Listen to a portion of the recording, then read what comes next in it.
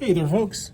This is Mr. Young, and I've got a very close-up demo here that is going to show you something that's kind of hard to see, the idea of vapor pressure and the vapor pressure of different liquids. So in this flask, I have some water, and in this flask, I have something called propanone, which is also called acetone. So let me take the corks out of these. And then I have this little gadget that it's got a bent glass tube that has an opening up here, and then it bends around, and then it's connected to this flexible rubber tube, and it's got another glass tube on this end that's open.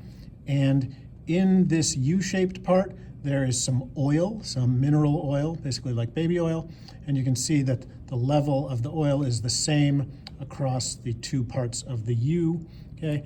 And what I'm gonna do is I'm gonna put a little Post-it note here to mark where the height of the oil is right now. Now, vapor pressure means the pressure above a liquid of the evaporating particles, particles going from the liquid phase into the gas phase. And that's happening at all temperatures, not just at the boiling point, but even at room temperature.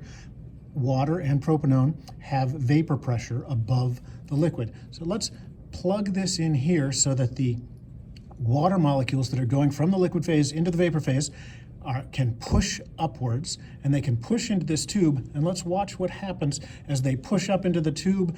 They push on the molecules in the tube, they push on the molecules that are in this U-shaped thing, and you can see that, this level of this oil is getting pushed up because of the vapor pressure of the water molecules pushing all the way through this tube, through this U-shaped thing, and pushing the oil up like that, okay?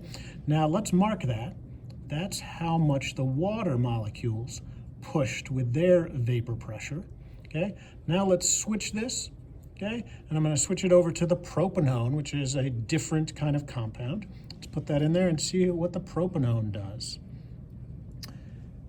Oh, interesting. The propanone molecules are going into the vapor phase, they're evaporating, and their vapor pressure is pushing up through this tube, pushing through the tube, pushing through the U-shaped tube, and it's pushing up even higher. So propanone has a higher vapor pressure than water.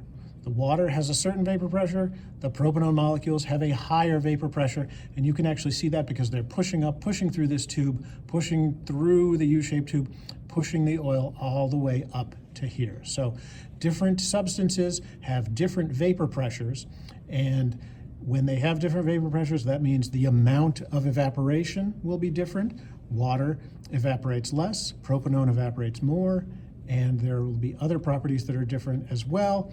We could talk about IMFs, but this is where I'm going to end this demo of the vapor pressure difference between water and propanone, which is also known as acetone or nail polish remover. Okay, thanks for watching.